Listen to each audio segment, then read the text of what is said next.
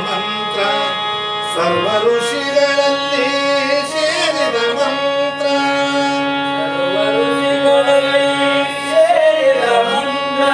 ಕುರಿತ ಕಾರಣಕ್ಕಿದು ಧಾಮನಾಲ ಮಂತ್ರ ಕೊರೆದು ವಿಭೀಷಣಗೆ ಪಟ್ಟ ಗಟ್ಟಿದ ಮಂತ್ರ ರಾಮ ಮಂತ್ರ ಜಪಿಸೋ ಮನುಜನಿ ರಾಮ ಮಂತ್ರ ಜಪಿಸೋ ಜ್ಞಾನನಿಧಿ ನಮ್ಮ ಆನಂದ ತೀರ್ಥರು ಜ್ಞಾನನಿಧಿ ನಮ್ಮ ಆನಂದ ತೀರ್ಥರು ಸ್ವಾನುರಾಗದಿ ನಿತ್ಯ ಜಪಿಪ ಮಂತ್ರ ಭಾನುಪುರಾಂಬುದಿ ಸೋಮನೆಂದೆನಿಸಿದ ದೀನ ರಕ್ಷಕ ನಮ್ಮ ಪುರಂದರ ವಿಠಲನ ರಾಮ ಮಂತ್ರ ಜಪಿಸೋ ಮನುಜನಿ ರಾಮ ಮಂತ್ರ ಜಪಿಸೋ ಮನುಜನಿ ರಾಮ ಮಂತ್ರ ಜಪಿಸೋ ವೇದವಾಕ್ಯವನೆಲ್ಲ ಓದಲಿಂ ಕನ್ನಡದಿ ಬೋಧಿಸುತ್ತ ಜನರ ವೇದಾಮತಿ ಕೆಡಿಸಿರುವ ಸಾವಿಜಗುಣಿಗೆ ಮಣಿಯುವೆನು ಸಾವಿಜಗುಣಿಗೆ ನಿಜವನ್ನರಿಸುವ ಶ್ರೀ ನಿಜ ನಿಜವಾಗಿ ಬೇಳೆ ನಿಜದೋರ್ಮನ ಮುಳಗಿಸುವ ಸುಜನರಿಗೆ ನಿತ್ಯ ನಮಿಸುವೆನು ಸುಜನರಿಗೆ ನಿತ್ಯ ನಮಿಸುವೆನು ಬಂದ ಜೀವರಿಗೆಲ್ಲ ಅದ್ವೈತ ಬೋಧನೆ ಸುಧರನಾಗಿ ಕೈದ ಶ್ರೀ ಜಗಸಿದ್ಧ ಸಿದ್ಧರುಡರಿಗೆ ರತನಪ್ಪೇ ಸಿದ್ಧರುಡರಿಗೆ ರತನಪ್ಪೇ ಬಾಳ ಬಲ ವೇದಾಂತಕ್ಕೆ ಸರಿ ಬಾಳ ಗಜ್ಜನಿಗೆ ತನಕ ಬಾಳ ಕೂಗುತ್ತಲಿತ್ವರಿ ಶಾಸ್ತ್ರವೆಂಬುವರಿಗೆ ಬಾಳ ಶಕ್ತಿಯ ಶಿವ ಗರ್ಜನೆ ಬಾಳ ಕೇಳಿದ ಬಳಿಕ ಬಾಳ ಕೇಳಲು ಬೇಕು ವೇದ ಎಂಬ ಶಾಸ್ತ್ರವನ್ನು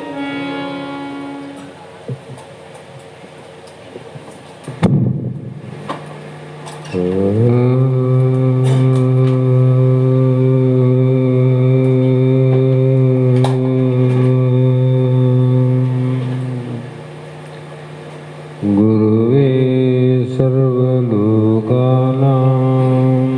ಭಿಷಜೇ ಭವರೋಗಿಣಾಂ ನಿಧಯೇ ಸರ್ವವಿದ್ಯಾನಾಂ ದಕ್ಷಿಣಮೂರ್ತಯೇ ನಮಃ ಧ್ಯಾನಮೂಲಂ ಗುರುರ್ಮೂರ್ತಿ ಪೂಜ್ಯಮೂಲೋ ಗುರುರ್ಪಾದಂ ಮಂತ್ರಮೂಲೋ ಗುರುರ್ವಾಕ್ಯಂ ಮುಕ್ತಿಮೂಲೋ ಗುರುಕೃಪಃ ಜಗದಾದಿ ಜಗದ್ಗುರು ಅದ್ವೈತ ಸಾರ್ವಭೌಮ ಭಕ್ತರ ಮುಕ್ತರ ಕಲ್ಪವೃಕ್ಷ ಕಾಮಧೇನು ಸಿದ್ಧಾರೂಢ ಮಹಾಸ್ವಾಮಿಗಳ ಶ್ರೀ ಪಾದ ಪದ್ಮಗಳಿಗೂ ಆರೂಢ ಜ್ಯೋತಿ ಸದ್ಗುರು ಶಿವಪುತ್ರ ಮಹಾಸ್ವಾಮಿಗಳ ಶ್ರೀ ಪಾದಗಳಿಗೂ ಶ್ರೋತ್ರಿಯ ಬ್ರಹ್ಮನಿಷ್ಠ ಬ್ರಹ್ಮಲೀನ ಸದ್ಗುರು ಬಸವಾನಂದರ ಚರಣ ಕಮಲಗಳಿಗೂ ಅನಂತ ದೀರ್ಘ ದಂಡ ಪ್ರಣಾಮಗಳನ್ನು ಸಮರ್ಪಿಸುತ್ತ ಸದ್ಗುರು ಸಿದ್ಧಲಿಂಗಪ್ಪ ತಾತ ಕಪ್ಪಗಲ್ ಇವರನ್ನು ಮನದೋಳು ಧ್ಯಾನಿಸುತ್ತ ತಮ್ಮೆಲ್ಲರಿಗೂ ವಂದಿಸುತ್ತ ಇಂದಿನ ಆಧಾರದ ವಿಷಯ ಶ್ರೀಮದ್ ಭಗವದ್ಗೀತೆಯ 7ನೇ ಅಧ್ಯಾಯದ 18ನೇ ಶ್ಲೋಕ ಆಧಾರವಾಗಿದ್ದು, ಹಿಂದಿನ ಶ್ಲೋಕದ ಸಿಂಹಾವಲೋಕನೆಯನ್ನು ಮಾಡಿದಾಗ ಈ ಯಾವ 4 ಪ್ರಕಾರ ಅಧಿಕಾರಿಗಳಲ್ಲಿ ಉತ್ತಮನಾದ ಅಧಿಕಾರಿ ಯಾರು ಅಂದರೆ ಜ್ಞಾನಿನೇ ಉತ್ತಮವಾದ ಅಧಿಕಾರಿ. ಅರ್ಥಾತ್ ಜ್ಞಾನಕ್ಕಾಗಿ ತಮ್ಮ ಜೀವನವನ್ನೇ ಮುಡುಪಾಗಿಟ್ಟು ಯಾವ ಕರ್ಮಯೋಗ, ಭಕ್ತಿಯೋಗ ಮುಂತಾದ ಪರಂಪರಾ ಸಾಧನೆಗಳನ್ನು ಸಾಧಿಸಿ ನಂತರದಲ್ಲಿ ಆತನು ತನ್ನ ದಿವ್ಯ ದೃಷ್ಟಿ ವಿಚಾರದಿಂದ ಜ್ಞಾನವನ್ನು ಸಂಪಾದನೆ ಮಾಡಲಿಕ್ಕೆ ಪ್ರಾರಂಭ ಮಾಡುವನು. ಆವಾಗ ಜ್ಞಾನದ ಪ್ರಾರಂಭ ಆಗ್ತದೆ. ಹಾಗಾಗಿ ಇವನು ಹೇಗೆ ತಿಳ್ಕೊಂತಾನೆಂದರೆ, ವಸುದೇವ ಪರಬ್ರಹ್ಮ ಒಂದೇ ಸತ್ಯಂ. ಜಗತ್ತಿನಲ್ಲಿ ಸತ್ಯ ಅನ್ನುವಂಥದ್ದು ಒಂದು ವಸ್ತು ಆದಂತ ಹೇಳಿದ್ರು ವೇದಗಳು ಹೇಳಿದವು, ವೇದದ ಅನುಭಾವಿಗಳು ಹೇಳಿದರು, ಸದ್ಗುರು ಹೇಳಿದರು ಬ್ರಹ್ಮ ಸತ್ಯ, ಜಗನ್ಮಿಥ್ಯ ಅಂದಾಗ ಇತರ ಎಲ್ಲ ಪದಾರ್ಥಗಳು ಸತ್ಯದಲ್ಲಿ ಇತರ ಅಂದರೆ ಸತ್ಯ ಅದು ಏಕ, ಸತ್ಯ ಅಂದರೆ ಏಕ. ಇತರ ವಸ್ತುಗಳು ಅಂದರೆ ಅನೇಕ ವಸ್ತುಗಳು. ಅನೇಕ ವಸ್ತುಗಳು ಅಂತ ವಿಚಾರ ಮಾಡಿದಾಗ ಅದರ ಜೊತೆಯಲ್ಲಿ ಇನ್ನೂ ಅನೇಕ ವಸ್ತುಗಳು ಇರಬೇಕು. ಯಾಕಂದರೆ ಒಂದು ಜಾಗದಲ್ಲಿ ಮಾವಿನ ಗಿಡ ಬೆಳೀತಾವಂದರೆ ಅಲ್ಲಿ ಕಾರಣವಾದ ಭೂಮಿ ಬೇರೆ ಇರ್ತದೆ. ಇನ್ನೊಂದು ಕಡೆ ಇನ್ನೊಂದು ಪದಾರ್ಥ ಬೆಳೀತದ ಕಾರ್ಯ ಆಗ್ತಂದ್ರೆ ಅದಕ್ಕೆ ಕಾರಣ ಮತ್ತೊಂದು ಇರ್ತದೆ. ಹೀಗೆ ಜಗತ್ತಿನ ಅನೇಕ ಪದಾರ್ಥಗಳಲ್ಲಿ 2 ಇರ್ತಾವೆ, ಒಂದು ಕಾರ್ಯ ಮತ್ತು ಒಂದು ಕಾರಣ. ಇವೆರಡೂ ಕೂಡಿದಾಗ ಒಂದು ವಸ್ತು ತೋರ್ತದೆ ನಮಗೆ. ಆಭರಣ ತೋರ್ಬೇಕಾಗಿದ್ರೆ ಕಾರ್ಯರೂಪ ಆಭರಣದಲ್ಲಿ ಕಾರಣರೂಪ ಬಂಗಾರ ಅದಲ್ಲ, ಬಂಗಾರ ಅದಲ್ಲ. ಕಾರಣ ಕಾರ್ಯ ಎರಡೂ ತೋರ್ತವಂದ್ರೆ ಅವು ಅನೇಕವಾದ ವಸ್ತುಗಳು ಏಕ ಅಲ್ಲ. ಅದರಂತೆ ಇವನು ಗುರು ಹೇಳಿದ ವಾಕ್ಯದಲ್ಲಿ ವಿಚಾರ ಮಾಡಿದ ಪರಬ್ರಹ್ಮ ಒಂದೇ ಸತ್ಯ ಅಂದಮೇಲೆ ಉಳಿದ ತೋರುವಂಥ ಪದಾರ್ಥಗಳು ಎಲ್ಲವೂ ಮಿಥ್ಯ. ಮಿಥ್ಯ ಅಂದ್ರೇನು? ಸುಳ್ಳು ಅಂತ. ಅದಕ್ಕೆ ಮಹಾತ್ಮರು ಹೇಳಿದ್ರು, ಸುಳ್ಳು ಸುಳ್ಳು ಅಂತ ಹೇಳಿದ್ರೆ ನಮಗೇನು ಕಷ್ಟ ಅಂದರೆ ಸುಳ್ಳಿನಲ್ಲಿ ಸುಖವಿಲ್ಲ. ಮಹಾತ್ಮ ಹೇಳಿರಲಿಲ್ಲ, ಸತ್ಯಕ್ಕೆ ಸಾವಿಲ್ಲ. ಅಂದರೆ ನಾನು ವಿಚಾರ ಮಾಡದ ಕುಂತವನು ನಾನು ಸುಖಕ್ಕಾಗಿ ಎಷ್ಟು ವಿಚಾರ ಮಾಡಿದಾಗ ಅಲ್ಲಿ ಸುಖವೇ ಇಲ್ಲ, ಸುಳ್ಳಿನಲ್ಲಿ ಸುಖವಿಲ್ಲ. ಸತ್ಯದಲ್ಲಿ ಸುಖ ಆದಂತ ಗೊತ್ತಾದ ಮೇಲೆ ಆತನು ಸತ್ಯಕ್ಕಾಗಿಯೇ ತನ್ನ ಅಸ್ತಿತ್ವವನ್ನೇ ನಿಶ್ಚಯಿಸಿ ಆ ಸಾಧನೆ ಸ್ಥಿತಿಯಲ್ಲಿ ಸ್ಥಿತಿವಂತನಾಗಿ ಇಂಥ ವ್ಯಕ್ತಿಗಳನ್ನು ಕುರಿತು ಭಗವಂತ ಹೇಳಿದ, ಪರಮಾತ್ಮನ ಆಶ್ರಯದಲ್ಲಿ ಇರುವವರು ಎಂದು. ಇವರೆಲ್ಲ ಯಾರ ಆಶ್ರಯದಲ್ಲಾರ? ಪರಮಾತ್ಮನ ಆಶ್ರಯದಲ್ಲಿ ಆರ. ರಾಜನ ಆಶ್ರಯದಲ್ಲಿ ಇರುವಂಥ ಭಾರತ ದೇಶದ 140-150 ಕೋಟಿ ಜನಸಂಖ್ಯೆ ಆದ ಈಗ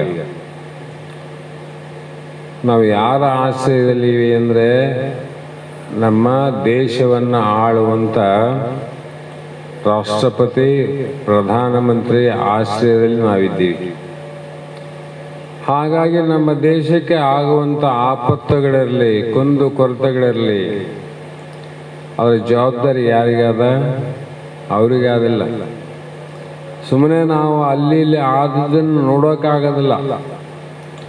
ಈ 150 ಕೋಟಿ ಜನಸಂಖ್ಯೆಯ ಪ್ರಭಾವ, ಭಾವ, ಬೇಕು ಬೇಡ,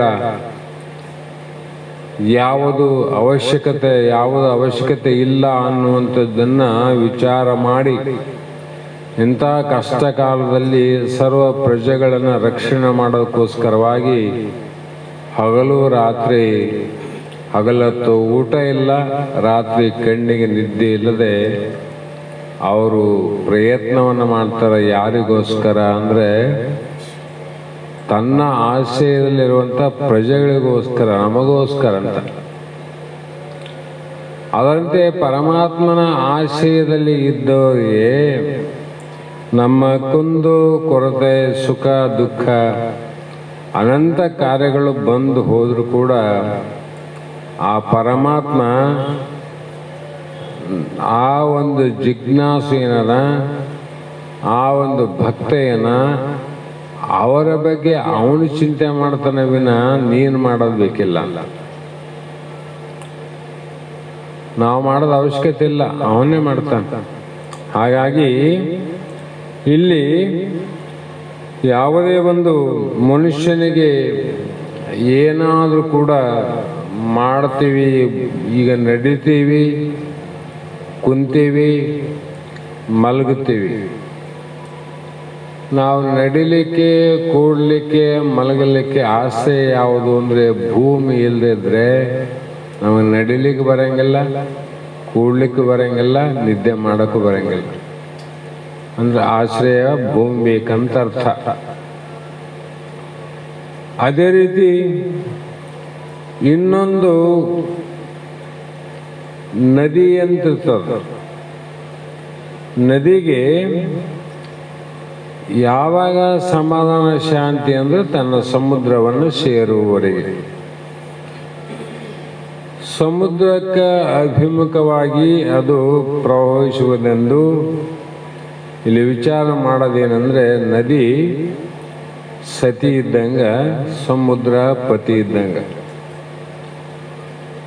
ಒಂದು ಪ್ರಸಂಗದಲ್ಲಿ ಅನ್ಯೋನ್ಯವಾಗಿದ್ದಂಥ ಸತಿಪತಿಗಳು ಅಲ್ಲಿ ಸತಿ ಯಾವುದೋ ಕಾರಣದಿಂದ ದೂರ ಆದ್ಲು, ಪತಿಯನ್ನ ಕಳೆದುಕೊಂಡ್ಲು ಅಂತ ತಿಳಿದಾರೆ. ಆ ಸತಿಗೆ ಆಗುವಂಥ ದುಃಖ ಹೇಳಂಗಿಲ್ಲ, ಅಷ್ಟು ದುಃಖ ಆಗ್ತದೆ. ಗಂಡನ್ನ ಕಳ್ಕೊಂಡೆ, ಎಲ್ಲಿ ಹೋದ್ನೋ, ಯಾಕಡೆ ಹೋದ್ನೋ ಅಂತ ಆಕೆ ಆನಂದವಾಗಳು, ದುಃಖದಾಗಳು.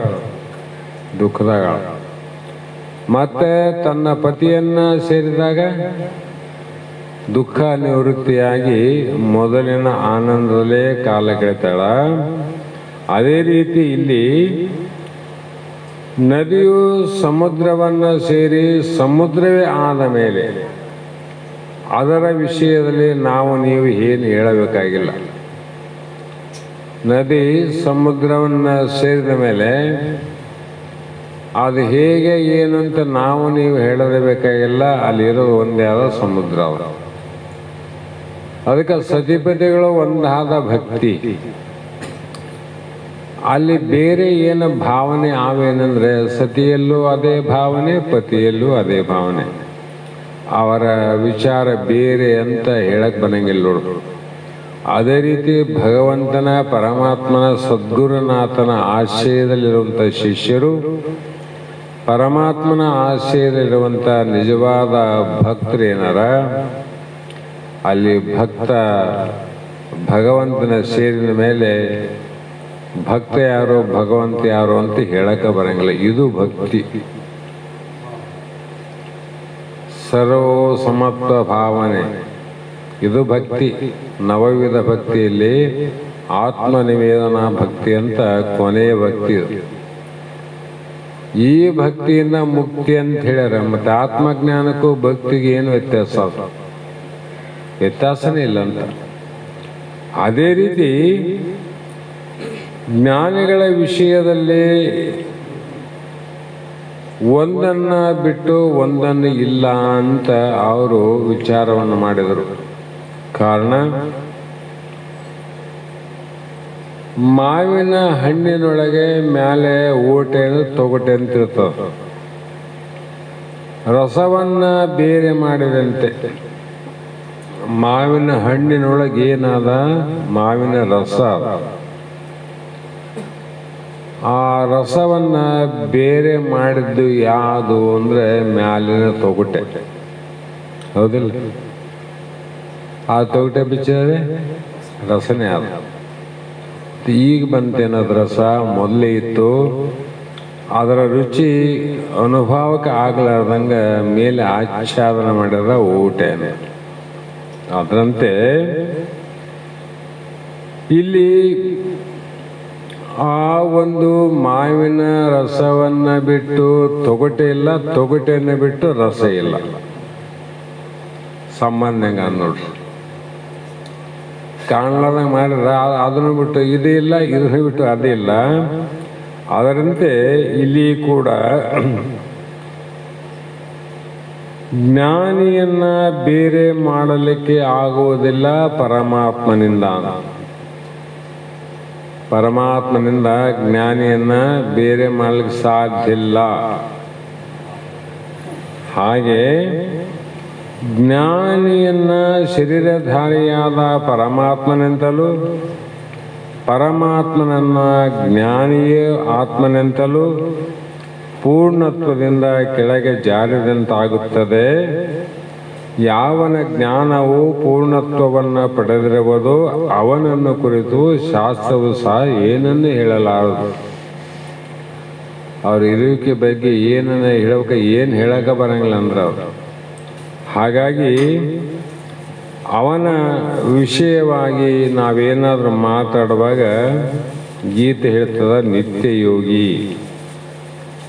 ಅವನು ದೃಷ್ಟಿಯಲ್ಲಿ ನಿತ್ಯ ಯೋಗಿ ಅಂತ ಅನಿಸಿಕೊಂಡ ವಿನ ಅವನು ವಿಯೋಗಿಯೂ ಅಲ್ಲ. ಅವನು ನಿತ್ಯ ಯೋಗಿ. ನಿತ್ಯ ಅಂದ್ರೆ ಯಾರು? ಪರಮಾತ್ಮ ಅಲ್ಲ, ನಿತ್ಯವಾಗಿರೋನು. ಆ ನಿತ್ಯ ಪರಮಾತ್ಮನ ಜ್ಞಾನವನ್ನ ವಿಚಾರವನ್ನು ಬಿಟ್ಟು ಮತ್ತೊಂದು ವಿಚಾರನ ಅವನು ಗೊತ್ತಿಲ್ಲ. ಅದಕ್ಕೆ ಅವನು ನಿತ್ಯ ಯೋಗಿ ಅಂತ ಕರ್ಕೊಂಡು. ಹೆಸರು ನಿತ್ಯ ಯೋಗಿ ಅಂತಿದ್ದು ಮಹಾತ್ಮರು ಹೇಳಲ್ಲ. ಸಾಧು ಸಿದ್ಧರು ಎಂದು ತೋದ ಕಾವಿಯ ಒದೆದು ಮೇದಿನಿಯ ಮೇಲೆ ವಿಷಯಕ್ಕೆ ತಿರುಗುವ ಅವರು ಮಾದಿಗರು ಸರ್ವಜ್ಞಾನ. ಅಂದರೆ ಎಲ್ಲರಿಗಂತ ಹೇಳಿದ ನಾನು, ಕಾಯಿ ಬಟ್ಟೆ ಹಾಕಿದವರಿಗೂ ಸೀಮಿತ ಅಂತ ಹೇಳಿಲ್ಲ, ಬಿಳೆ ಬಟ್ಟೆ ಹಾಕಿದವ್ರಿಗೂ ಸೀಮಿತ ಅಂತ ಒಂದು ವಿಚಾರ ಇಟ್ಟಾರ. ನೀನು ಕಾಶಾಂಬರನ ಹಾಕು, ವೇಷಾಂಬರನ ಹಾಕಿರು, ಶುಭ್ರತೆಯಾಗಿರು, ಸಂಬಂಧ ಇಲ್ಲ. ಯಾರು ವಿಷಯಕ್ಕೆ ತಿರುಗುತ್ತಾರಲ್ಲ, ಮನಸ್ಸು ವಿಷಯದಲ್ಲಿ ತಿರುಗೋದು ಯಾವುದು? ಮನಸ್ಸು. ಆ ಮನಸ್ಸು ವಿಷಯದಲ್ಲಿ ತಿರುಗಾಡುತ್ತಿತ್ತಂದ್ರೆ ಅವರು ಮಹಾತ್ಮರಲ್ಲ, ಮಾದಿಗರು ಅಂದ್ರು ಅವರು. ಮತ್ತೆ ಈ ಕಡೆ ಜಾತಿಗೆ ಹಚ್ಚಬಾರದು, ಮತ್ತೆ ಕಲ್ಪನೆ ಆ ಕಡೆ ಹೋಗ್ತಾವ. ಇದು ವೇದಾಂತ ಶಾಸ್ತ್ರ ಅದ. ಹಾಗಾಗಿ ಪರಮಾತ್ಮನು ತನ್ನ ಆತ್ಮನೇ ಎಂದು ಅನುಭವಿಸಿ ಅವನು ಜ್ಞಾನಿ ಎನಿಸಿಕೊಳ್ಳುತ್ತಾನೆ. ಆದ್ದರಿಂದ ಜ್ಞಾನಿಯು ಭಕ್ತಿ, ಅವ್ಯಾಜ್ಯ ಭಕ್ತಿ ಅಂದರೆ ಅನುರಕ್ತಿ ಅಥವಾ ಅನುರಾಗ ಅಂತ. ಅನುರಕ್ತಿ ಅಥವಾ ಅನುರಾಗ. ರಾಗ ಅಂದ್ರೆ ಪ್ರೇಮ ಅಂತೀವಿ, ಅನುರಾಗ ಅಂದ್ರೆ ಸದಾಕಾಲ ಪ್ರೇಮ ಅಂತ. ಸದಾಕಾಲ ಆ ಒಂದು ಆತ್ಮ ನಿವೇದನ ಭಕ್ತಿ ಏನದ, ಆತನೇ ಪೂಜ್ಯಷ್ಟನು ರಾಗವು ಭಕ್ತಿ ಎಂದು. ಭಕ್ತಿ ಶಬ್ದದ ಅರ್ಥ ಹೇಳ್ತಾರೆ ಅವರು. ಪರಮಾತ್ಮನಿಂದ ಅಂತಃಕರಣವು ವಿಭಕ್ತವಾಗದಿರುವುದೇ ಭಕ್ತಿ. ಪರಮಾತ್ಮನಲ್ಲಿ ಒಂದು ಸಲ ಇಟ್ಟಂತ ಪ್ರೇಮ ಅದ, ಆ ಪ್ರೇಮ ಯಾವತ್ತೂ ಕಡಿಮೆ ಆಗಬಾರ್ದು, ಅದು ಖಾಲಿ ಆಗಬಾರ್ದು, ಅದು ಭಕ್ತಿ. ಬೀಡರ ಕಣ್ಣಪ್ಪ ಎಂತ ಭಕ್ತಿ ಮಾಡಿದ, ಅದು ಭಕ್ತಿ ಅಂತ. ಇದರಂತೆ ಬಹಳಷ್ಟು ಜನ ಭಕ್ತಿಯನ್ನು ಮಾಡ್ಯಾರ, ಇಲ್ಲಂತಲ್ಲ. ಹೀಗೆ ಜ್ಞಾನಿಯ ಜನ್ಮವು ಏನಾಯ್ತ್ರಿ ಅಂದರೆ ಅವನ ಜನ್ಮ ಪವಿತ್ರ ಆಯಿತು. ಯಾಕಂದರೆ ಪವಿತ್ರ ಜನ್ಮವನ್ನು ಮಾಡಿಕೊಂಡವರು ಬಹಳ ಮಂದಿ ಯಾರ ಮನುಷ್ಯರಾಗಿ ಹುಟ್ಟಿ ಅವ್ರ ಜೀವನ ಬಹಳ ಪವಿತ್ರಪ್ಪ ಅಂಥವರಿಗೆ ನಾವು ಇಲ್ಲಿ ಶಾಸ್ತ್ರ ಮತ್ತೆ ವಿಂಗಡಣೆ ಮಾಡ್ತದೆ ವೇದಾಂತ. ಆ ಕಡೆ ಲಕ್ಷಣ ಹೋಗಬಾರ್ದಂತ.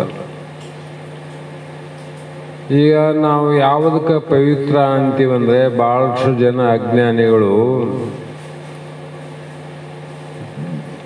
ಜುಪುಣನಿಗೆ ಧನದ ಆಸೆ ಅಂತ ಬರೆದಾರ. ಒಬ್ಬ ಲೋಭಿಗೆ ಬಹಳಷ್ಟು ಸಂಪತ್ತನ್ನ ಧನವನ್ನ ಕಡಿಸಿದಾಗ ಜನ್ಮ ಸಾರ್ಥಕ ಆಯ್ತು ಅಂತ ನಾವು ಜನ್ಮ ಸಾರ್ಥಕ ಆಯ್ತು. ಇನ್ನು ಕೆಲವು ವಸ್ತುಗಳ ಭೋಗಗಳನ್ನು ಪಡೆದಾಗ ನಾವು ಹುಟ್ಟಿದ್ದು ಸಾರ್ಥಕ ಆಯ್ತಪ್ಪ, ಎಲ್ಲ ಭಗವಂತ ಪರಮಾತ್ಮ ಎಲ್ಲ ಕೊಟ್ಟ ಅಂತ ಹೇಳ್ತಾನೆ. ಇದು ಪವಿತ್ರ ಎಲ್ಲಂತಲ್ಲ. ಆದರೆ ಜ್ಞಾನಿಯ ಜನ್ಮ ಪರಮ ಪವಿತ್ರ ಅಂತ. ಇದು ಪವಿತ್ರ ಇಲ್ಲಂತಲ್ಲ, ಆದರೆ ಪರಮ ಪವಿತ್ರ ಯಾವುದು ಅಂತಂದ್ರೆ ಜ್ಞಾನಿ ಈ ಜನ್ಮದಲ್ಲಿ ಅವನು ತನ್ನ ಸ್ವರೂಪ ಸಾಕ್ಷಾತ್ಕಾರ ಎಲ್ಲ ಮರ್ತದ್ದೆಲ್ಲ ಒಂದೇ ಕ್ಷಣದಲ್ಲಿ ತಿಳ್ಕೊಂಬಿಟ್ಟ. ಎಷ್ಟು ಮಾಡ್ತವ್ರಿ? ನಿನ್ನೆನೆ ಹೇಳಿನಿ, ಕೋಟಿ ಕೋಟಿ ಜನ್ಮಗಳಿಂದ ನಾವು ಹುಟ್ಟಿಕೊಂತ ಬಂದೀವಿ.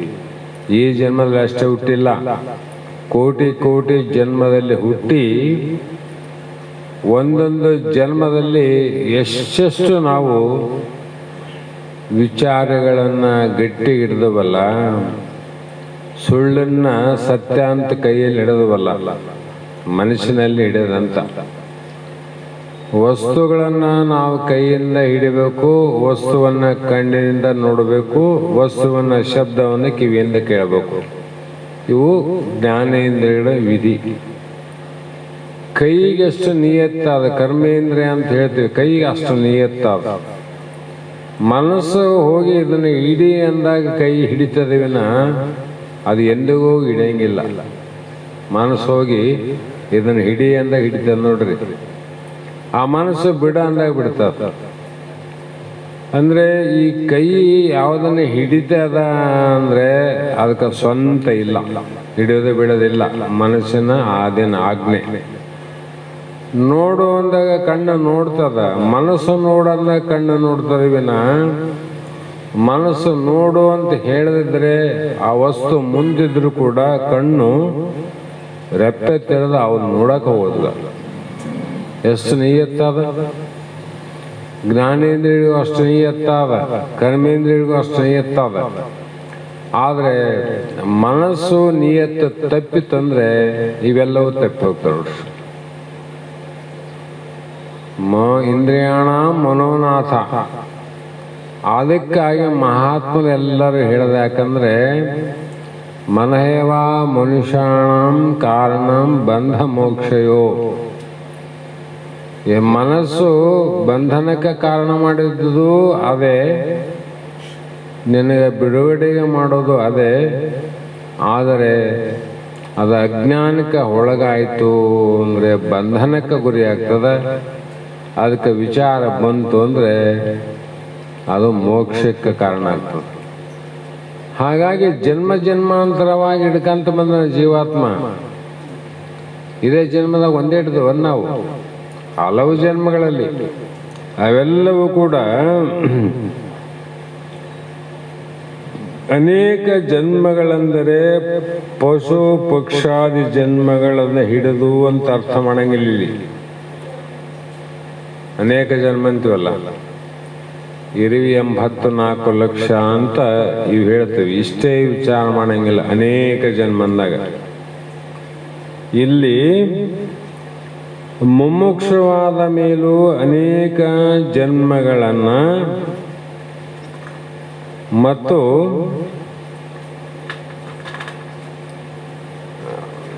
ಅನೇಕ ಜನ್ಮವನ್ನ ಕಳೆಯಬೇಕಾಗುತ್ತದೆ.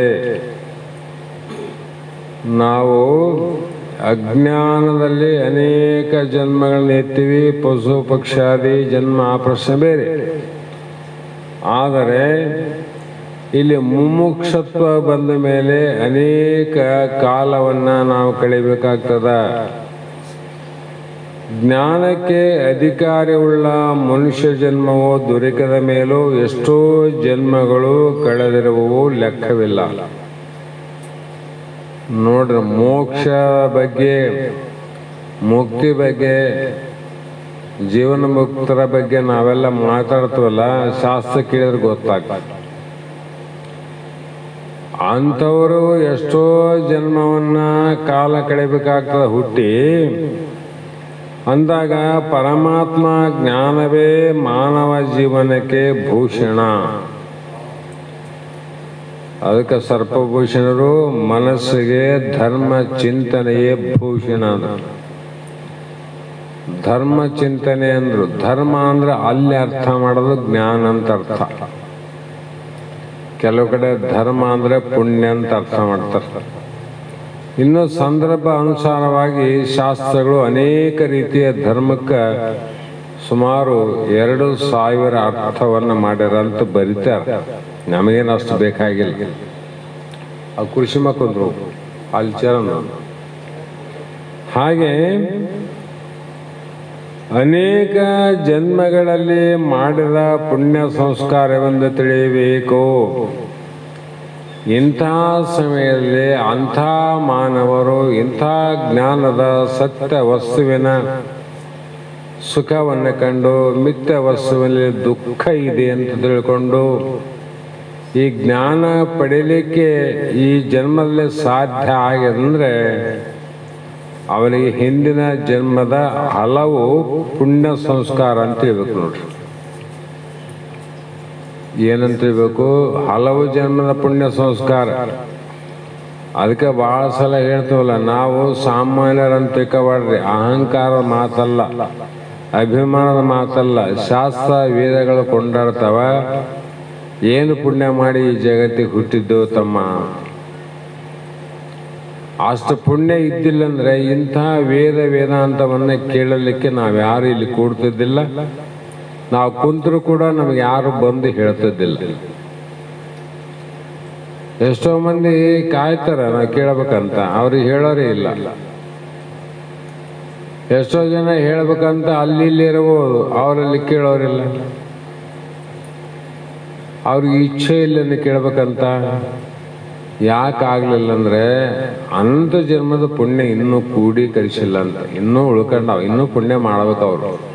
ಹಾಗಾಗಿ ಅಂಥ ಜ್ಞಾನಿಯೇ ಇದೇ ತಿಳ್ಕೊಂಡಾನ, ನನಗೆ ಇಲ್ಲಿಯವರೆಗೂ ಮುಮುಕ್ಷತ್ವ ಮೋಕ್ಷವನ್ನು ಪಡಿಬೇಕಂದ್ರೂ ಕೂಡ ಎಷ್ಟೋ ಜನ್ಮಗಳು, ಕರ್ಮಿಗೆ 100, ಮುಮುಕ್ಷಿಗೆ 3, ಅಭ್ಯಾಸಿಗೆ 2, ಅನುಭವಿಗೆ 1, ಆರೂಢನಿಗೆ ಕೊನೆ ಚರಮ ಅಂತ ಹೇಳಿರಲ್ಲ. ಅಂಥ ಒಂದು ಸ್ಥಿತಿಗೆ ನಾನಿವತ್ತು ಬಂದು ಮುಟ್ಟೀನಂದ್ರೆ ನನಗಿದು ಕೊನೆ ಜನ್ಮ ಅಂತ ಅವನು ತಿಳ್ಕೋಬೇಕು. ಕೊನೆ ಜನ್ಮ ಅಲ್ಲ. ಹಾಗೆ ಅಂಥ ಪರಮಾತ್ಮನೇ ಜ್ಞಾನಿ, ಜ್ಞಾನಿಯೇ ಪರಮಾತ್ಮ. ಅಲ್ಲಿ ಶಿವ, ಇಲ್ಲಿ ಜೀವ ಅಂತ ಆದರೂ ಕೂಡ ಶಿವನಿಗೂ ಜೀವನಿಗೂ ಭೇದ ಇಲ್ಲ. ಶಿವನಿಗೂ ಭೇದ ಇಲ್ಲ. ಯಾಕಂದ್ರೆ ಉಪಾದಿಯಿಂದ ಜೀವಾತ್ಮನಿಗೆ ಭೇದ, ಉಪಾದಿಯಿಂದ ಪರಮಾತ್ಮನಿಗೆ ಭೇದ. ಉಪಾದಿಯನ್ನು ಕಳೆದಾಗ ಅಭೇದ. ಹಾಲು ಹಾಲಿನಲ್ಲಿ ಕಲದಂತೆ, ಸಿಹಿ ಸಿಹಿಯಲ್ಲೇ ಬರುತ್ತಂತೆ. ಅಲ್ಲಿ ಭೇದ ಅದೇನು? ಭೇದ ಇಲ್ಲಲ್ಲ. ಅದಕ್ಕೆ ಸರ್ವಜ್ಞ ಹೇಳಿದ, ನಾನು ನೀನು ಎಂಬ ಭೇದವ ಅಳಿದು. ಆ ಜ್ಞಾನಿಗೆ ನೀ ಪರಮಾತ್ಮ ದೊಡ್ಡವ, ನಾನು ಜೀವಾತ್ಮ ಸಣ್ಣವ ಅನ್ನುವಂಥ ಭೇದನಿಲ್ಲ. ಅವರು ಭೇದ ಇಲ್ಲ. ಭೇದವ ಅಳಿದು ತಾನು ಎಲ್ಲಿ ಉಳ್ಕೊಂಡನ? ಲಿಂಗದಲ್ಲಿ ಉಳಿದು. ಲಿಂಗ ಅಂದ್ರೇನು? ಆತ್ಮ, ತನ್ನ ಸ್ವರೂಪ. ಅಂಥವನು ಮತ್ತೆ ಸತ್ತು ಹುಟ್ಟುವನೇ ಸರ್ವಜ್ಞ. ಸತ್ತ ಮೇಲೆ ಅವರು ಹುಡ್ತಾರೆ ಅಂದರೆ ಎಲ್ಲೋ ಕೊನೆ ಜನ್ಮ ಅದು. ಅದಕ್ಕೆ ನಮ್ಮ ಆಡ ಭಾಷೆಯಲ್ಲಿ ಮಹಾತ್ಮರು ಮಾಡ್ಯಾರ. ಆದ್ರೆ ನಾವು ಒಯ್ದು ಎಲ್ಲೆಲ್ಲಿಗೆ ಹಚ್ಚಿವಿ ಆ ಪ್ರಶ್ನೆ ಬೇರೆ. ಹಿಂದೆ ಅಂಥ ಮಹಾತ್ಮರು, ಶರಣರು, ಜ್ಞಾನಿಗಳು ದೇಹ ಬಿಟ್ಟಾಗ ಅಂತಿಮ ಅಂದರೆ ಕೊನೆ ದರ್ಶನವನ್ನ ಮಾಡ್ಕೋಬೇಕಂತ ಎಂಥ ಕೆಲಸ ಕಾರ್ಯ ಇದ್ರು ಬಿಟ್ಟು ಓಡಿ ಬರ್ತದ್ರು. ಅಂತಿಮ ದರ್ಶನ. ಅಂತಿಮ ದರ್ಶನ ಅಂದ್ರೆ ತಿರುಗಿ ಹುಟ್ಟಂಗಿಲ್ಲ ಅಂದಮೇಲೆ ಅವನು ಯಾವಾಗ ನೋಡ್ತೀನಿ ನೀನು? ಅದಕ್ಕೆ ಅಂತಿಮ ದರ್ಶನ ಅನ್ಬೇಕು. ಈ ಕಡೆ ಸಾಯ್ತವ ಆಗಲಿ, ಇನ್ನು ಮಣ್ಣಾಗ ಹೋಗಿರಲ್ಲ, ಇನ್ನೊಂದು ಜನ್ಮದಲ್ಲಿ ಹೋಗಿ ಹುಟ್ಟಿರ್ತಾವ. ಇದು ಅಂತಿಮ ಅನ್ನೋದು. ಆದರೂ ಕೂಡ ಜಗತ್ತು ಅಲ್ಲಿ ಜ್ಞಾನಿಗಳಿಗೆ ಇದ್ದಂಥ ದೃಷ್ಟಿಯನ್ನು ತಂದು ಅಜ್ಞಾನಿಗಳು ಕೂಡ ವಿಚಾರ ಮಾಡಿ, ಇಲ್ಲಪ್ಪ ಅಲ್ಲಿ ಬರ್ತಾರ ಸ್ವಲ್ಪ ತಡ್ರಿ, ಇಲ್ಲಿ ಬರಕತ್ರ ಸ್ವಲ್ಪ ತಡ್ರಿ, ಕೊನೆ ಸಮಯ ಮಾರಿ ನೋಡ್ಲಿ. ಎಷ್ಟು ಸಲ ನೋಡ್ತಾರೆ ಮಾರಿ, ಎಷ್ಟು ಜನ್ಮ ಆಗ್ಯಾವ ಅನ್ಕತೆ ಹುಟ್ಟಿಯೋ ನೋಡಿಲ್ಲ ನಾವು. ಅಂಥವ್ರನ್ನ ಅಂತಿಮ ದರ್ಶನ ಕೊನೆ ಕ್ಷಣದಲ್ಲಿ ದರ್ಶನ ಮಾಡ್ಕೋಬೇಕಂತ. ಯಾಕಂದ್ರೆ ಅವರ ಸಗುಣ ರೂಪವನ್ನು ನೋಡ್ಲಿಕ್ಕೆ ಕೂಡ ಅಸಾಧ್ಯ ಅದ, ಮತ್ತೆ ಹುಟ್ಟಂಗಿಲ್ಲ ಅಂತವ್ರು. ಹಾಗಾಗಿ ಅಂಥ ಮಹಾತ್ಮ ಎಲ್ಲಿ ಯಾರಂದ್ರೆ ತನ್ನ ಸ್ವರೂಪದಲ್ಲೇ ತಾನೇ ಶಿವನಾಗಿ ಮತ್ತು ಆತ ಇದ್ದ ಸ್ಥಳವೇ ಕಾಶಿಯಾಗಿ, ಅವನು ಮುಳುಗಿದ್ದೇ ಗಂಗಾ ನದಿಯಾಗಿ, ಅವನ ಬಾಯಿಯಿಂದ ಹೊರಟ ಮಾತುಗಳೇ ವೇದಗಳಾಗಿ. ಸರ್ವಜ್ಞ ಮತ್ತೊಂದು ಹೇಳಿದ, ವೇದಗಳ ಹಿರಿದೆಂದು ವಾದವ ಮಾಡುವರು ಏಕೆ, ಅನುಭಾವಿಯ ಮಾತೇ ವೇದ ಸರ್ವಜ್ಞನಲ್ಲಿ. ಅವ್ರೇನು ಬಾಯಿಲೆ ಬರ್ತದ ಅದು ವೇದಗಳಂತವು. ಅದು ಏನಾನ ಯಾವ ನದಿಯನ್ನ ನೀರನ್ನ ಸ್ಪರ್ಶ ಮಾಡಿದ್ರೆ ಅದು ಗಂಗಾ ನದಿ ಪವಿತ್ರ ಆಯ್ತು ಅಂತ ತಿಳ್ಕೋರಿ. ಹಾಗೆ ಜ್ಞಾನಿಗೆ ಒಂದು ವೇಳೆ ನೀನು ತಿಳಿದೋ ತಿಳಿಲಾರ್ದೋ ನಮಸ್ಕಾರ ಮಾಡಿದರೆ ಅದು ಪರಮಾತ್ಮನಿಗೆ ನಮಸ್ಕಾರ ಮಾಡಿದಂಗ. ಈಗ ಪರಮಾತ್ಮನೇ ಇವನಂದ್ರೆ, ಇವನೇ ಪರಮಾತ್ಮ ಅಂದ್ರೆ ನೀ ಮಾಡಿದ ನಮಸ್ಕಾರ ಯಾರಿಗೆ ಮಾಡಿದಂಗೆ ಆಯ್ತು? ವಿಚಾರ ಮಾಡಂತಾರ ಅವ್ರು. ಪರಮಾತ್ಮ ಮಾಡಿದಂಗೆ ಆಯ್ತಿಲ್ಲ. ಮತ್ತೆ ಅಂಥಪ್ಪ ಜ್ಞಾನಿ ಪರಮಾತ್ಮ ಸ್ವರೂಪನಾದ ಜ್ಞಾನಿ ನಮಗೇನಾದ್ರೂ ಪೂರ್ವ ಜನ್ಮದ ಪುಣ್ಯದ ಫಲದಿಂದ ನಿತ್ಯ ಆಗಲಿ, ಮೇಲಿಂದ ಮೇಲೆ ಆಗಲಿ ಅವರ ಪಾದ ನಮಗೆ ಸಿಗುತ್ತದಂದ್ರೆ ನಾವೆಂಥ ಪುಣ್ಯಾತ್ಮರಂತ ನಮ್ಮಷ್ಟಕ್ಕೆ ನಾವೇ ವಿಚಾರ ಮಾಡ್ಬೇಕು, ಬೇರೆ ಹೇಳೋದು ಬೇಕಾಗಿಲ್ಲ. ಹಾಗಾಗಿ ಇಲ್ಲಿ ಅನಂತ ಮಾತುಗಳನ್ನು ಹೇಳ್ತಾ ವಸುದೇವ ಸರ್ವಂ ಅನ್ನುವಂಥ ಮಾತು ಇದು ಮಹಾವಾಕ್ಯದ ಮಾತು. ಇನ್ನೊಂದು ಸರ್ವರಿಗೂ ಅನುಕೂಲವಾದ ಷಡಕ್ಷರಿ ಮಹಾಮಂತ್ರ, ಇದರ ಅರ್ಥವನ್ನೇ ತಿಳಿಯದೆ ಜಪಿಸಿದರೂ ಮಹಾಪುಣ್ಯವು ಲಭಿಸುತ್ತದೆ ಎಂದು. ಅದಕ್ಕೆ ರಾಮನಾಮ ಜಪಿಸೋ ಅನ್ನಲ್ಲ. ನೀನು ತಿಳಿದು ಅನು ತಿಳಿಯಾದ ಅನು ಮಹಾಪುಣ್ಯವು ಲಭಿಸುತ್ತದೆ ಎಂದ ಮೇಲೆ ಆದಿಲ್ಲ. ಮತ್ತೆ ತಿಳಿಲಾರ್ದ ಜಪಿಸಿದರೆ ಪುಣ್ಯ ಅಂದ್ರು, ತಿಳಿದು ಜಪಿಸಿದರೆ,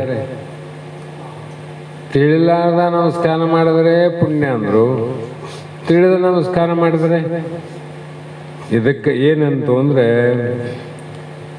ವಿಚಾರ ಮುಖದಿಂದ ಅರ್ಥವನ್ನು ತಿಳಿದರೆ ಆಗೋ ಫಲವನ್ನ ನಾವು ಮಹಾಪುಣ್ಯ ಅಂತ ಕರಿತೀವಿ. ಮಹಾಪುಣ್ಯ ಅಂದ್ರೆ ಅದು ಇಷ್ಟೇ ಅಂತ ಹೇಳಕ್ ಬರಂಗಿಲ್ಲ. ಮಹಾಪುಣ್ಯ ಅಂದರೆ ಇಷ್ಟೇ ಅಂತ ಹೇಳಕ್ಕೆ ಬರೋಂಗಿಲ್ಲ. ಅದು ಯಾವಾಗ ಹೇಗೆ ಅದು ನಮ್ಮನ್ನು ರಕ್ಷಣೆ ಮಾಡ್ತದ ನಮ್ಗೆ ಗೊತ್ತೇ ಆಗೋದಿಲ್ಲ. ನಮ್ಗೆ ಗೊತ್ತಾಗಲ್ಲ ಅದು. ಆ ರೀತಿ ನಮ್ಮನ್ನು ರಕ್ಷಣೆ ಮಾಡ್ತದ, ಕಾಪಾಡ್ತದ. ಅದಕ್ಕಾಗಿ ಕೆಲವೊಂದು ಸಲ ಅಣಿಮ ಮಹಿಮ ಅಂತ ಸಿದ್ಧಿಗಳೇನಾವಲ್ಲ, ಸಣ್ಣ ಒಂದು ಫಲ ಪ್ರಾಪ್ತಿ ಆಗೋ ಪ್ರಸಂಗ ಇದ್ರೆ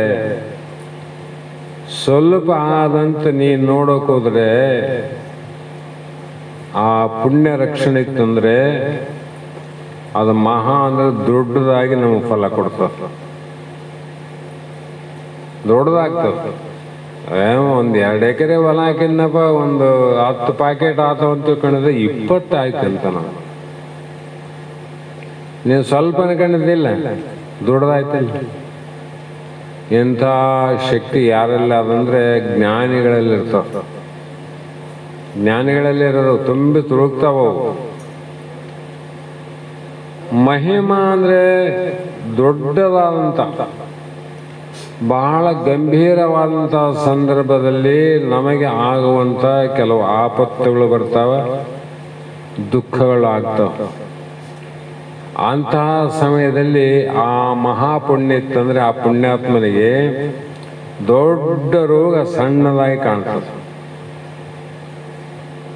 ದೊಡ್ಡ ದುಃಖಗಳು ಏನು ಬದುಕಕ್ಕೆ ಸಾಧ್ಯ ಇಲ್ಲ ಅಂದ್ರೂ ಕೂಡ ಅವನ ಲಕ್ಷ್ಯಕ್ಕಿಲ್ಲಂಗೆ ಇಷ್ಟೇ ಆಗ್ತದೆ. ಇವೆಲ್ಲ ಎದ್ರ ಫಲ ಅಂದ್ರೆ ಮಹಾಪುಣ್ಯದ ಫಲ.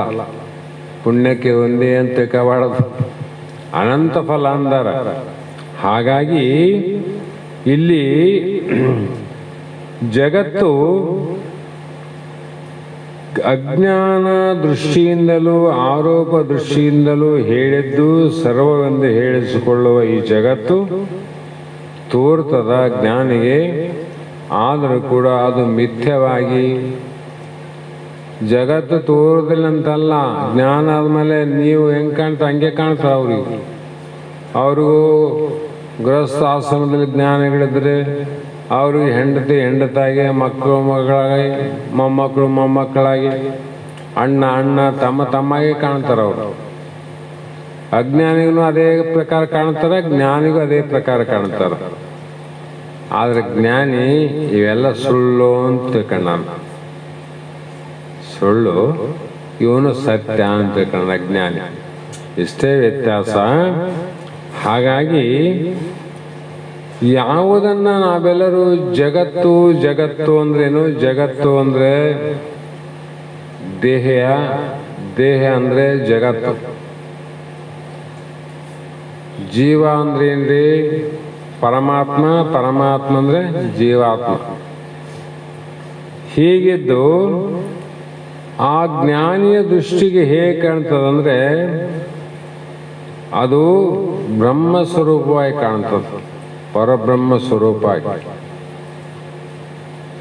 ಗಿಂಡೆಗೆ ಹಾಲಾವ, ಬಿಂದಿಗೆಗೂ ಹಾಲಾವ. ಸಣ್ಣ ಗಿಂಡೆಗನ ಹಾಲಾವ, ದೊಡ್ಡ ಬಿಂದಿಗೆನ ಹಾಲಾವ. ಆದರೆ ಬಿಂದಿಗೆಯಲ್ಲಿರ್ತಕ್ಕಂಥ ಹಾಲು ದೊಡ್ಡದಾದ ನೋಡ್ರಿ, ದೊಡ್ಡದಿಲ್ಲ. ಸಣ್ಣ ತಂಬಿಯಲ್ಲಿದ್ದು ಸ್ವಲ್ಪ ಸಣ್ಣದಾದ. ಈ ಹಾಲು ಸಣ್ಣದಲ್ಲ, ಆ ಬಿಂದಿಗೆಲ್ದಂಥ ಹಾಲು ದೊಡ್ಡದನ್ನಲ್ಲ. ಉಪಾಧಿ ದೃಷ್ಟಿಯಿಂದ ಅದು ದೊಡ್ಡದಾಯಿತು, ಕೊಡ ದೃಷ್ಟಿಯಿಂದ ಹಾಲು ಜಗ್ಗಿ ಕಾಣ್ತಾವ. ಬಿಂದಿಗೆ ಸಣ್ಣ ತಂಬಿಗೆ ಅದಂದ್ರೆ ತಂಬಿಗೆ ದೃಷ್ಟಿಯಿಂದ ಹಾಲು ಸ್ವಲ್ಪ ಕಾಣ್ತು. ಆದರೆ ಆ ಬಿಂದಿಗೆಯಲ್ಲಿರ್ತಕ್ಕಂಥ ಹಾಲು ತಂಬಿಗೆಯಲ್ಲಿರ್ತಕ್ಕಂಥ ಹಾಲು ಸಮ ಅದು, ಬೇರೆ ಬೇರೆ ಅದು ಸಮ ಅದಲ್ಲ. ಮತ್ತು ಇಲ್ಲಿ ಬೇರೆ ಬೇರೆ ಮಾಡಿ ತೋರಿಸಿದ್ದು ಯಾವುದು ಅಂದರೆ ಅಲ್ಲಿ ಬಿಂದಿಗೆ, ಇಲ್ಲಿ ತಂಬಿಗೆ. ತಂಬಿಗೆ ಅನ್ನುವುದು ಶರೀರ ಮಾಯ, ಅವಿದ್ಯಾಮಾಯಿಂದ ತಂಬಿಗೆ ಆಗ್ಯದ, ವಿದ್ಯಾಮಾಯಿಂದ ಬಿಂದಿಗೆ ಆಗ್ಯದ. ಎರಡು ಒಂದೇ. ಆದರೂ ಕೂಡ ಈ ಹಾಲು ಬಿಂದಿಗೆಯಲ್ಲಿ ಬಂದದ್ದು ಎಲ್ಲಿಂದ? ತಂಬಿಗೆಯಲ್ಲಿ ಬಂದದ್ದು ಎಲ್ಲಿಂದ? ಹಾಲು ಎಲ್ಲಿಂದ ಬಂದು? ಹಸುವಿನ ಕೆಚ್ಚಲಿಂದ ಬಂದಿವಲ್ಲ, ಅದೇ ಹಾಲು ಅಲ್ಲಿ ಸೇರಿ ಬಿಂದಿಗೆ ಆಯ್ತು, ಇಲ್ಲಿ ಸೇರಿ ತಂಬಿಗೆ ಆಯ್ತು. ಇವೆರಡನ್ನ ಕೆಳೆದಾಗ ಬಿಂದಿಗನೇ ಇಲ್ಲ, ತಂಬಿಗನೇ ಇಲ್ಲ, ಬರೀ ಹಾಲ. ಎಲ್ಲಿ ಅವ ಕಾಣಲಾರ್ದಂಗೆ ಕೆಚ್ಚಲ್ದಾಗ ಅವ ಕಾಣ್ತವೆ. ನಾವು ಕೆಚ್ಚಲಿದ್ದ ಬಂದಿಲ್ಲ, ಮತ್ತೆ ಕೆಚ್ಚಲಾಗ ಯಾಕೆ ಕಾಣಂಗಿಲ್ಲ? ಅದೇ ಪರಬ್ರಹ್ಮ. ಆ ಪರಬ್ರಹ್ಮ ಒಂದೇ, ಅದು ಏಕಂ ಏವಂ ಅದ್ವಿತೀಯಂ ಪರಬ್ರಹ್ಮ. ಅಲ್ಲೇನು ತಂಬಿಗೆಲ್ಲ ಬಿಂದಿಗೆಲ್ಲ ಬರೇ ಹಾಲು. ಇಲ್ಲಿ ಬಂದಾಗ ಏನಾಯ್ತು? ಪರಮಾತ್ಮ ಜೀವಾತ್ಮ ಅದು ನೋಡಿ ಎರಡು. ಅದಕ್ಕೆ ಉಪಾದಿಯಿಂದ ಪರಮಾತ್ಮ, ಉಪಾದಿಯಿಂದ ಜೀವಾತ್ಮ. ಎರಡು ಉಪಾದಿಯನ್ನ ಕೆಳೆದು ಬಿಸಾಕಿದಾಗ ಅವನೇ ಪರಮಾತ್ಮ. ಅವನೇ ಪರಮಾತ್ಮ ಇಲ್ಲ. ಹಾಗಾಗಿ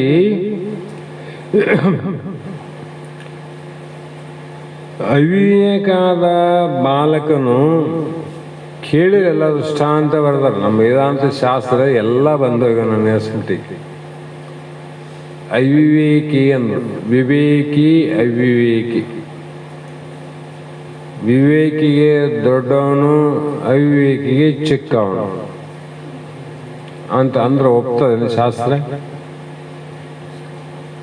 ಸಣ್ಣವನಪ್ಪ ಅವನು ಅವಿವೇಕಿ, ಆ ದೊಡ್ಡವನ ವಿವೇಕಿ ಅಂತಂದ್ರೆ ಅಲ್ಲಿ 3 ವರ್ಷವಾದರೆ ಏನಂತ ಬರೋದು ಸರ್ಪವಶ. ಅವನು ದೊಡ್ಡವನವನು, ಸಣ್ಣವನ ಬಾಲಕ. ಆದರೆ ಇಲ್ಲಿ ಯಾವುದಕ್ಕಂದ್ರೆ ಯಾವುದು ತನ್ನ ಮೂಲ ವಸ್ತುವಿನ ಅಧಿಷ್ಠಾನದ ಜ್ಞಾನ ಯಾರಿಗೆ ಆಗೋದಿಲ್ಲೋ ಅವರಿಗೆಲ್ಲ ಅವಿವೇಕಿಗಳು. ಅಧಿಷ್ಠಾನದ ಜ್ಞಾನ ಯಾರಿಗಾಯ್ತು ಅವರು ವಿವೇಕಿಗಳು ಅಂತ ಶಾಸ್ತ್ರದಲ್ಲಿ ವಿಂಗಡಣೆ ಮಾಡಬೇಕು. ಪ್ರಪಂಚದಲ್ಲಿ ವಿವೇಕಿಗಳು ಬಹಳ ಮಂದಿ ಯಾರ, ಅವಿವೇಕಿಗಳನ್ನ ಯಾರ. ಈಗ ಒಬ್ಬ ಸಣ್ಣ ಬಾಲಕ ಒಂದು ದಿನ ತಂದೆಗೆ ಬಹಳ ಗಂಟು ಬಿದ್ದ, ಅಪ್ಪ ನನಗೆ ಆನೆ ಕೊಡಿಸು, ಅಪ್ಪ ನನಗೆ ಆನೆ ಕೊಡಿಸು, ಆನೆ ಕೊಡಿಸು, ಆನೆ ಕೊಡಿಸು.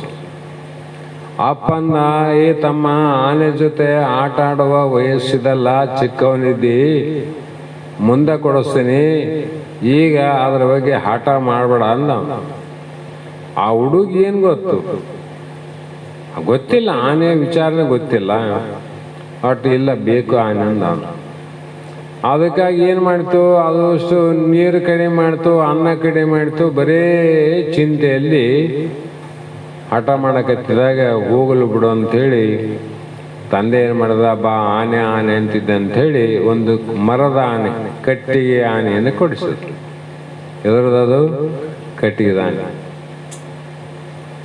ಆ ಕಟ್ಟಿಗೆ ಆನೆಯನ್ನ ಕೊಡಿಸಿದಾಗ ಅದು ಎಷ್ಟು ಖುಷಿ ಆಯ್ತು ಅಂದ್ರೆ, ನಮ್ಮಪ್ಪ ನನಗೆ ಆನೆ ಕೊಡಿಸಾನ, ನನ್ನಲ್ಲಿ ಆನೆ ಆದ, ಆನೆ ಮೇಲೆ ನಾನು ಕುಂದ್ರವನು ಅಂತ ಅನಂತ ರೀತಿ ಆಟ ಪಾಠಗಳನ್ನು ಆಡ್ತಾ ಆಡ್ತಾ ಸಂತೋಷವಾಗಿ ಕಾಲ ಕಳೆದ.